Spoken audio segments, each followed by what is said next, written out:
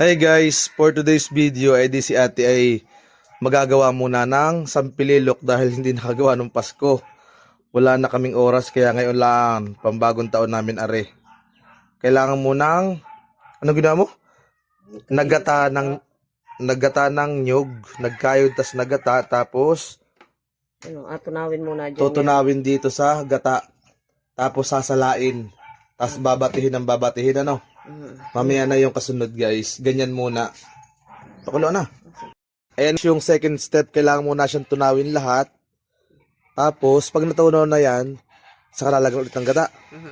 Lalagyan ulit ng gata. Tapos sasalain.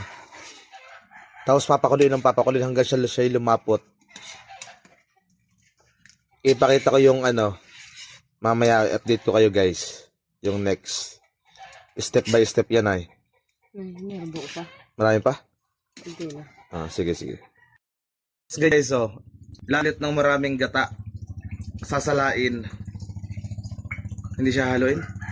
Ayan asalain ko pa. At para maalis yung dumi nunay. Sinama ko na lang itong gata at ng pisa na uli sa pagsala. Okay. Kaya hindi maalam nito. Ang ating master sa sampililok. Hindi asalain. Hi ka muna. Ay, gapagpis po muna ako. Sige. Mahalanat din naman ito napapag-aralan sa Maynila. Wala daw sa Maynila yan guys. Only in lang yan, probinsya. Asalain yan. Lambog ko na dyan. Nang nalamig-lamig at ning init.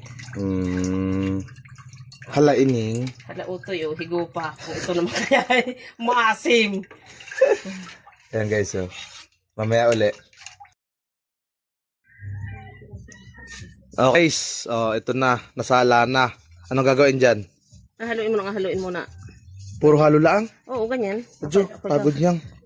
Gapakain muna. Sige, ako muna. Ako muna ang nasa pwesto ngayon at si ate gapakain ng mga ulilang biik. Ay, pagod na rin. Walang humpay? Ate, hanggang sa tumigas ay haluin? Ay, hindi yan natigas dyan.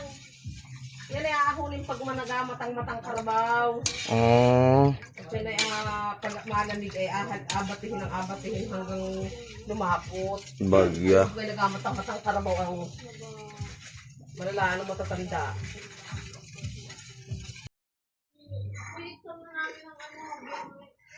Nakakapagod ng maghalo.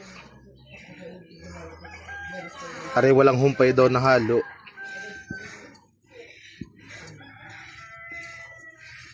Nakulo na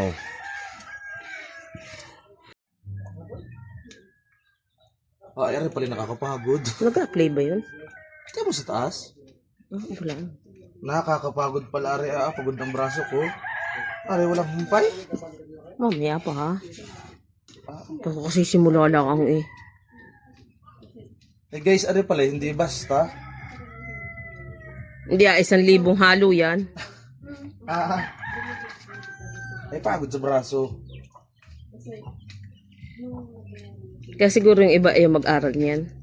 Pagod. Bilay ka ngalay niyan. Yun. Hindi mo kasi pwedeng kaliwa at maano.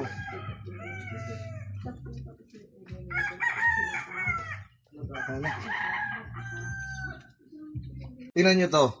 After 10,000 hours, malapit na. Aahonin na. Tutok mo dito ate. Nagamatang baka na daw ito. Pag nagamatang baka na, ay pwede nang ahonin. At anong pagod ko na. Diyos ko po, walang kaari ang kahahalo are. Pwede na? Tama na. Tapos guys, inahon na siya. Ilagay na lang muna sa lupa. Tapos kailangan mo siyang haluin pa rin. Hanggang sa lumamig. Nagamatang-matang baka naman. Yung sinasabi guys na consistency is the key. So ito na yon. Yun, parang may sipong nabula Parang batang na inasip na bula-bula ay. Ganyan pala yan. Mga yan, akala mo. Ayan, pagod pala yan.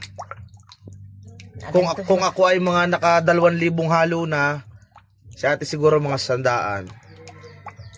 Mga 500. Mga halin makagaw na ko. Ano mo ito? Din ang gusto mo.